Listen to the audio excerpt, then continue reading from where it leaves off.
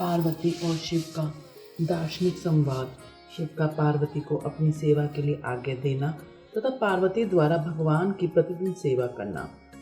भवानी ने कहा, योगिनी, आपने तपस्वी होकर गिरिराज से यह क्या बात कह डाली प्रभु? आप ज्ञान विशारद हैं तो भी अपनी बात का उत्तर मुझसे सुनिए। शंभु, आप तप शक्ति से संपन्न होकर ही बड़ा भारी तप करते हैं। उस शक्ति के कारण ही आप महात्मा को तपस्या करने का विचार हुआ है। सभी कर्मों को करने की जो वह शक्ति है उसे ही प्रकृति जानना चाहिए। प्रकृति से ही सबकी सृष्टि, पालन और संहारक होती हैं। भगवान, आप कौन हैं और सूक्ष्म प्रकृति क्या है, इसका विचार कीजिए। प्रकृति के बिना लिंग रूपी महेश्वर कैसे हो सकते हैं? आप सदा प्राणियों के लिए जो अर्चनीय, वंदनीय और चिंतनीय हैं, वह प्रकृति ही कारण है। इस बात को हृदय से विचार कर ही आपको जो कहना है वे सब कहिए। ब्रह्मा जी कहते हैं, नारद पार्वती के इस वचन को सुनकर महती लीला करने में लगे हुए प्रसन्नचित महेश्वर हंसते हुए बोले। महेश्वर ने कहा, मैं उत्कृष्ट तपस्या द्वारा ही प्रकृति का नाश करता हूँ और तत्ववत प्रकृति रहित शंभु के रूप में स्थित होता हूँ। अतः सत्पुरुषों को कभी या कहीं प्रकृति का संग्रह नहीं करना चाहिए। लोकाचार से दूर एवं निर्विकार रहना चाहिए। नारद, जब शंभु ने लौकिक व्यवहार के अनुसार यह बात कही, तब काली मन ही मन हंसकर मधुर वाणी में बोली। काली ने कहा, कल्याणकारी प्रभु, योगिनी, आपने जो बात कही है, क्या वह वाणी प्रकृति नहीं है? फिर आप उस पर परे क्यों नहीं हो गए? क्यों प्रकृति का सहारा लेकर बोलने लगे? इन सब बातों का विचार करके तात्विक दृष्टि से जो यथार्थ बात हो उसी को कहना चाहिए।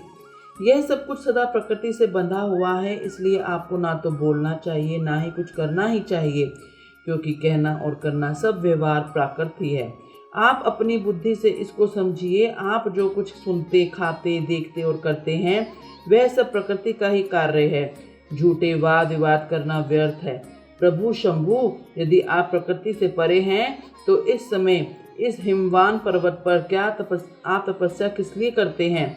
हर प्रकृति ने आपको निगल लिया है, अतः आप अपने स्वरूप को नहीं जानते। ईश, आप यदि अपने स्वरूप को जानते हैं तो किस लिए तप करते हैं? योगिनी, मुझे आपके साथ वाद विवाद करने की क्या आवश्यकता है? प्रत्यक्ष प्रमाण उपलक्ष्य होने पर विद्वान पुरुष अनुमान प्रमाण को नहीं मानते। जो कुछ प्राणियों की इंद्रियों का विषय होता है, वह सब ज्ञानी पुरुषों को बुद्धि से विचार कर प्राकृत ही मानना चाहिए। योगीश्वर, बहुत कहने से क्या लाभ, मेरी उत्तम बात सुनिए। मैं प्रकृति हूँ, आप पुरुष हैं। यह सत्य है, सत्य है, इसमें कोई संशय नहीं है। मेरे अनुग्रह से ही आप सगुण और साकार माने गए हैं। मेरे बिना तो आप निरीह हैं, कुछ भी नहीं कर सकते। आप जितेंद्रिय होने पर भी प्रकृति के अधीन हो, सदा नाना प्रकार के कर्म करते रहते हैं, फिर निर्विकार कैसे हुए और मुझसे लिप्त कैसे नहीं?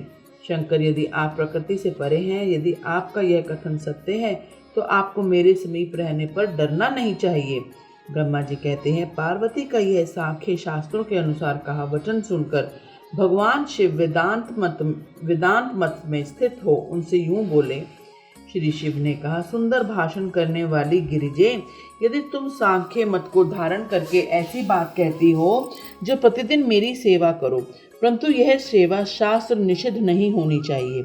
गिरजा से ऐसा कहकर भक्तों पर अनुग्रह और मनोरंजन करने वाले भगवान शिव हिमवान से बोले। शिव ने कहा, गिरिराज, मैं यही तुम्हारे अत्यंत रमणीय श्रेष्ठ शिखर की भूमि पर उत्तम तपस्या तथा अपने आनंदमय परमात्म स्वरूप का विचार करता हुआ विचरूंगा।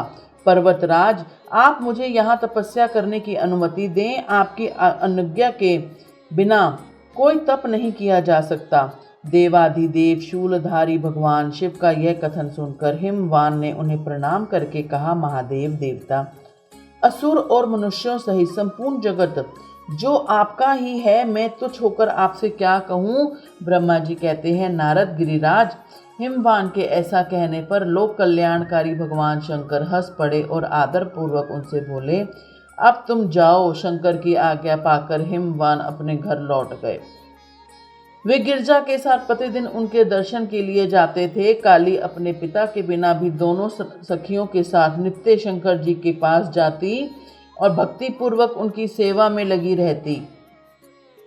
नंदीश्वर आदि कोई भी गण उन्हें रोकता नहीं था। तात महेश्वर के आदेश से ही ऐसा होता है। प्रत्येक गण पवित्रता पूर्वक रहकर उनकी आज्ञा का पालन करता था। जो विचार करने से परस्पर अभिन्न सिद्ध होते हैं, उन्हीं शिवा और शिव ने सांख्य और वेदांत मत में स्थित हो जो कल्याणदायक संवाद किया, वह सर्वदा सुख देने वाला है। वह संवाद मैंने यहाँ कह सुनाया।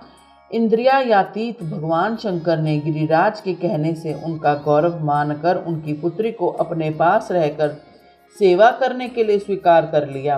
काली अपनी 2 सखियों के साथ चंद्रशेखर महादेव जी की सेवा के लिए प्रतिदिन आती जाती रहती थी। भगवान शंकर के चरण धोकर उस चरणामृत का पान करती थी। आग से तपाकर शुद्ध किए हुए वस्त्र से अथवा गर्म जल से धोए हुए वस्त्र के द्वारा उनके शरीर का मार्जन करती थी। उसे मलती पोंछती थी। फिर 16 उपचारों से विधि पूर्वक हर की पूजा करके बारंबार उनके चरणों में प्रणाम करने के पश्चात प्रतिदिन पिता के घर लौट जाती रही। मुनि श्रेष्ठ ध्यान परायण शंकर की सेवा में लगी हुई शिवा का महान समय व्यतीत हो गया, तो भी वे अपनी इंद्रियों को संयम में रखकर पूर्ववत उनकी सेवा करती रही। महादेव जी ने जब फिर उन्हें अपनी सेवा में नित्य तत्पर देखा, तब वे दया से द्रवित हो उठे और इस प्रकार विचार करने लगे, यह काली तपस्याचार्य व्रत करेगी और इसमें गर्भ का बीज नहीं रह जाएगा, तभी मैं इसका पानी ग्रहण करूंगा। ऐसा विचार करके महालीला करने वाले महायोगीश्वर भगवान भूतनाथ तत्काल ध्यान में स्थित हो गए। मुने परमात्मा शिव जब ध्यान में लग गए, तब उनके हृदय में दूसरी कोई चिंता नहीं रही। काली प्रतिदिन महात्मा शिव के रूप का निरंतर चिंतन करती हुई उत्तम भक्ति भाव से उनकी सेवा में लगी रही। ध्यान परायण भगवान हर शुद्ध भाव से वहाँ रहती हुई काली को नित्य देखते थे, फिर भी पूर्व चिंता को भुलाकर उन्हें देखते हुए भी उन्हें नहीं देखते थे।